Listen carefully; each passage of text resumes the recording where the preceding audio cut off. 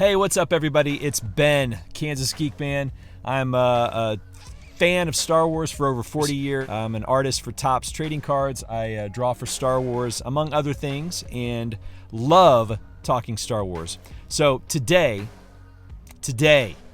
I wake up Monday morning after having 3 weeks of amazing euphoria with The Mandalorian.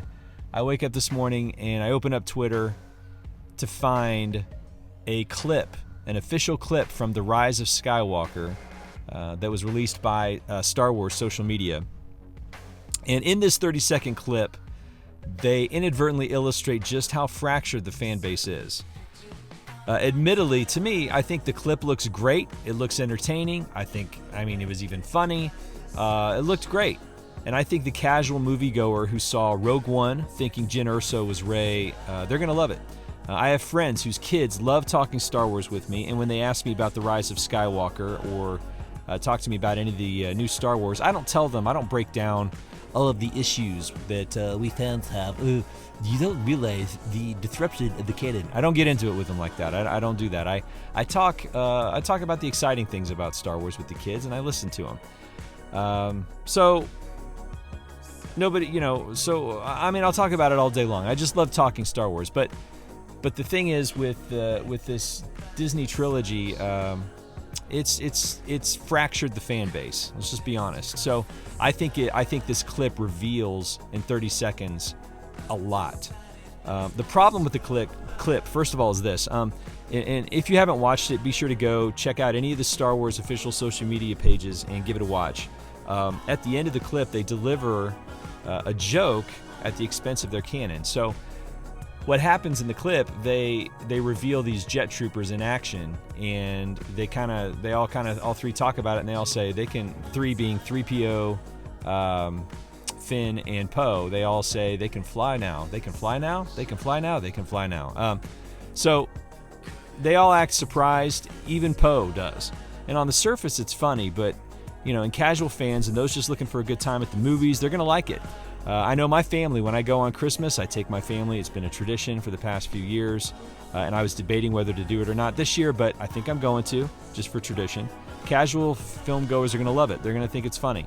Hardcore fans who know the lore and have been following it for decades know that this is out of place. Heck, you don't even have to have honestly been a fan for decades. Just go back to this 2016 Marvel comic titled Poe Dameron, and you'll see in issues 2 and 3 that Poe fought jet troopers. And I think even in issue 25, there's jet troopers in there. So big deal, you say. And I understand why you might say that. But if they hadn't made such an event out of deleting, rebooting the expanded universe in 2014 and selling us hardcore fans on this idea of a story group that will make sure there's consistency between films, books, comics, video games, and more, this wouldn't be an issue. But seeing this clip, the first thing I said to myself, and this is what I said, they done messed up, Ron. They done messed up. You can't do this. Here's the deal. Why I think this 30-second clip is so important. They revealed two creative arms in the live-action stuff.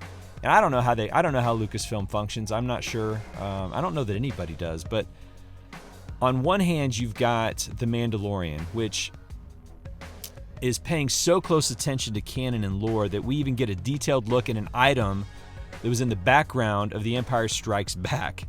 If you remember the ice cream maker from Wilrow Hood, we see that in Chapter 3 of The Mandalorian. There's just so much like that. They're just paying attention to things, to details. Dave Filoni and Jon Favreau, they're driving that show. And then you've got the sequel trilogy. Who's driving that arm now? I don't know. I don't know who owns that. I don't know who's driving it. Right now, it just seems like J.J. Abrams is driving his, and then you had Rian Johnson driving the second, and then the first was J.J. So I don't know. It just seems like it's by committee, but there's nobody who seems to be giving them advice. Does the story group even exist? Do they? What do they do? If they do, what do they do? If they're not there anymore, it just seems like they're not. But I don't know. Anyway, man, somebody needs to help these directors understand how Star Wars works on film. I mean, in the sequel trilogy, everything down to the scene swipes vanishing from the movies. I mean, that was a technique Lucas used in both of his trilogies, not even paying attention to your own details in your canon, right?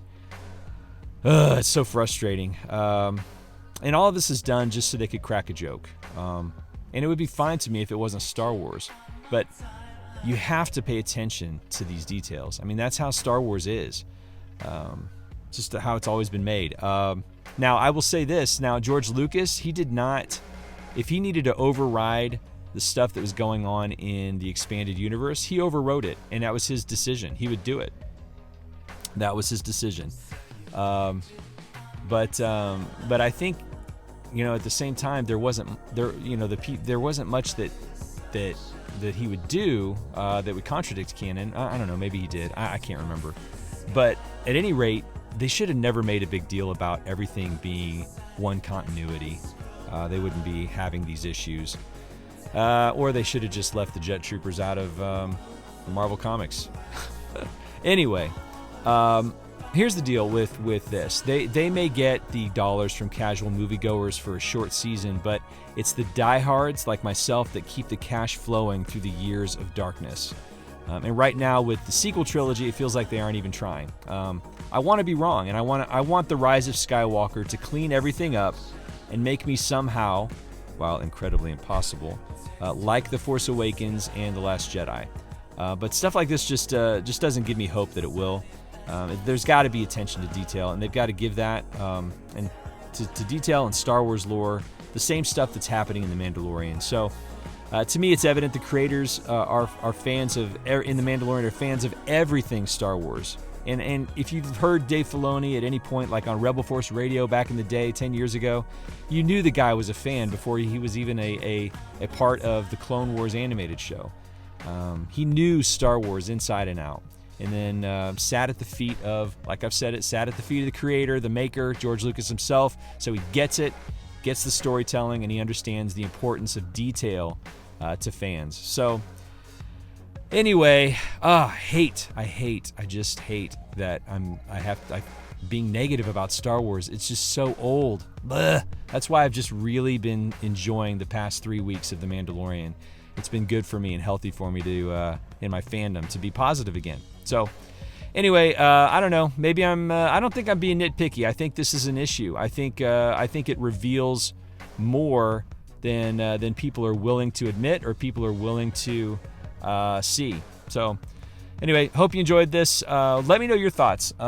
Drop a like, hit that like button for me, and drop a comment or whatever. I love interacting, love talking Star Wars. Have a great day. See y'all. Hey, thanks so much for watching this video. If you enjoyed it, please take a moment and give it a thumbs up, and maybe consider following the Kansas Geek Man channel. You can also find me on Instagram and Twitter over at KS Geekman.